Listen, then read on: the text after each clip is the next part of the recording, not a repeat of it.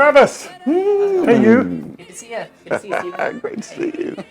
Hey, we've been talking about our favorite gospel music Christmas album of all time, Black Nativity. Yep. Surely we've got a copy of that. Absolutely. Let's look it up in the collection. Great.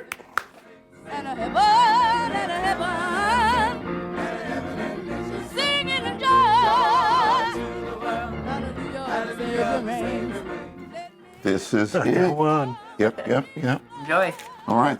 Thank you. You know what I love about this? Besides the fact it's got Professor Alex Bradford right after. I know. After he had done all those wonderful It's things crazy. with Too Close to My Heart, he gets bored in gospel. Yep. And that's when he hooks up with Vinette Carroll and begins doing a number of Broadway musicals for African Americans. Like they go on to do Your Arms Too Short to Box Box with with God. God. Yep. I remember What I that. love about this one is that besides Marion Williams, who you know is my favorite, it's some of the few recordings by Princess Stewart, the great blind singer who worked so much in Memphis. Yeah. But there's times I can't tell them apart, but her range is range is- extraordinary. And his arrangements. So you knew this one pretty well. Yeah, I've heard excerpts of this, but the piece that really just is riveting for me in the entire corpus is this piece right here: "Rise Up, Shepherd, Okay. and Follow." Let's play it. We got Do it. it. All right, we're here.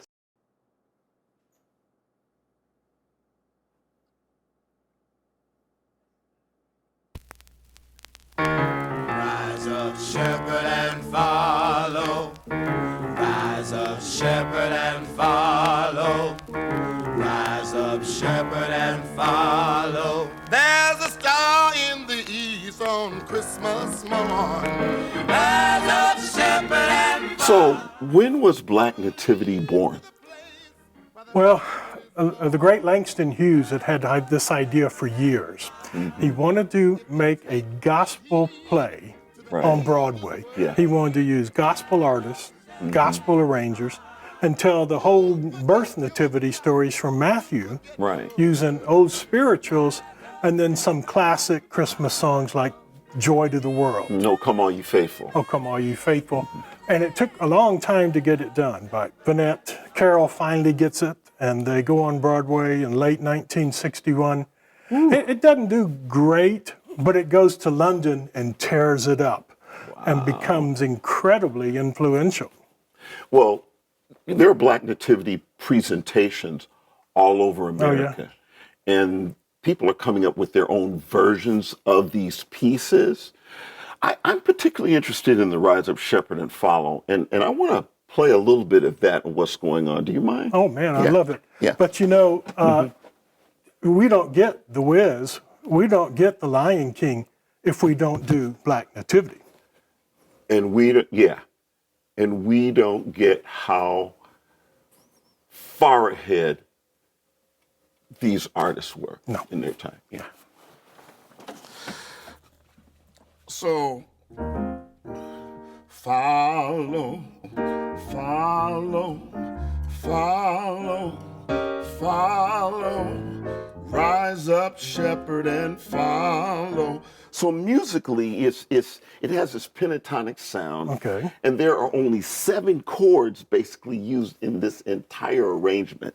There's the dominant And the different versions of that. The first inversion, the second inversion, then the A flat chord, and the diminished chord, and then that B flat chord, and there's tonic in the 7th.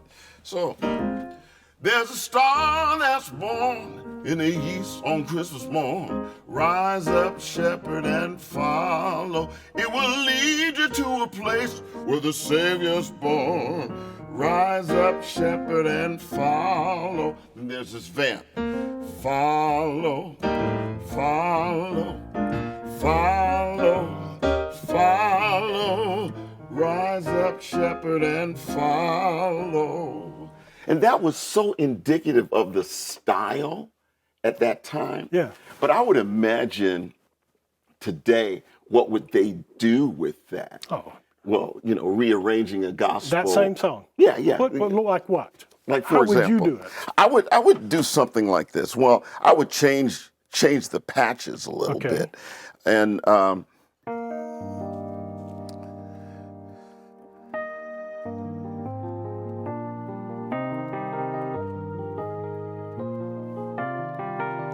so this idea, this note that's kind of outside the chord, that's the star sticking out. Okay. So To keep it theatrical, very dramatic.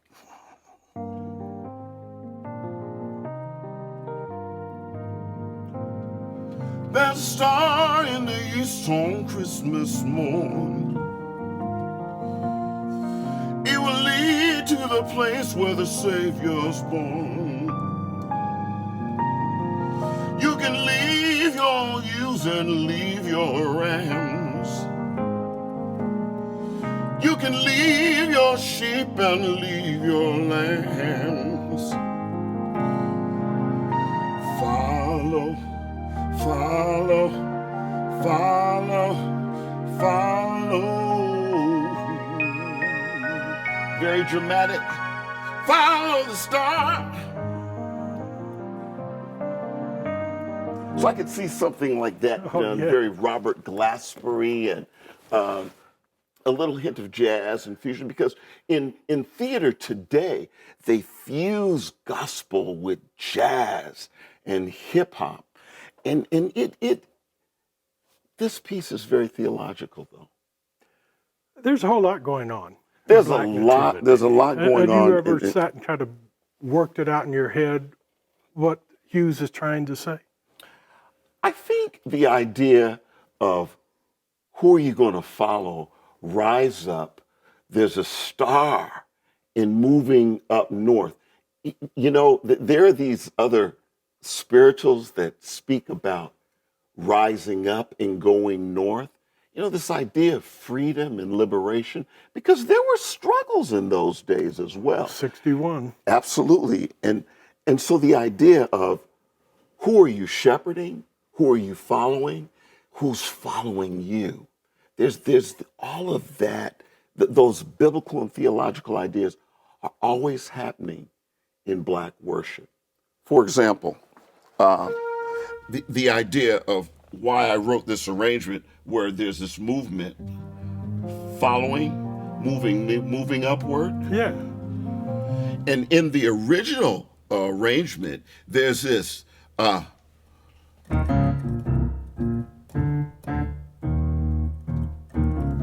there's a minor sound that's going down, and then a major sound that's going up. Rise up, shepherd, and follow. So there's this idea of playing with this minor and major mode, which is a dualism that we see in a lot of Black art all the time. W.E. Du Bois even talks about the nature of the seventh son having this dualism in the world. And so you hear all of these different kind of modes of modality moving in out of a major sound and moving in to a minor sound. It's very theatrical. But then Black church, there's a theatrical element within the Black worship. That may be why Black Nativity is still being played, why it's Absolutely. still revered. There's so much going on musically, theologically. I never get tired of it. I don't either. It's a classic. That was great. Thanks. I Thank you, love that. brother. That was a free concert. Yeah. You know, one of the cool things about the whole Black Gospel Archives is we ain't got just music. We've got some extraordinary sermons. One of my favorites is by the Reverend Clay Evans. Yes, Have you seen it? I've seen it. And you're going to hear this sermon by Reverend Clay Evans. It's an Advent sermon. Isaiah chapter 7, verse 14. And then he connects it with Galatians chapter 4. And he talks about adoption. And the beautiful thing about the piece that you've just heard and the clip that you're going to see in the sermon is that it's about adoption, how God adopts us. And the shepherds were looking and were a witness to the testimony that God is with us. Emmanuel, God is with us, God is with me. Cleve, and talks about this very personally. He asks the congregation, he says, is God with you? And of course God is with us.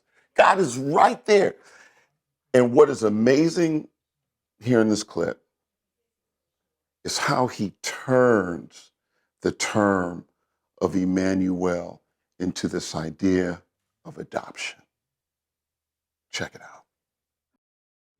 In Isaiah 7:14, therefore the Lord himself shall give you a sign, and behold, a virgin shall conceive and bear a son, and shall call his name what?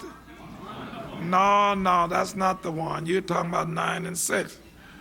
I'm talking about his name shall be called Emmanuel, which being interpret God with us.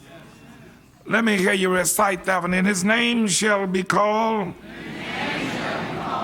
Emmanuel, which means God with us. Just think about the creator of the universe, of the sun, the moon, the stars, and everything therein came here to be with us.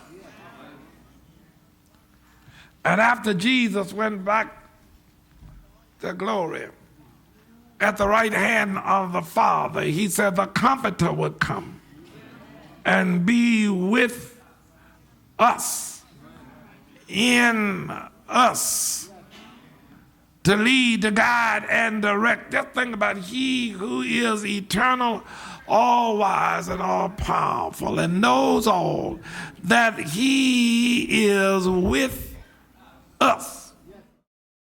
Merry Christmas. Merry Christmas.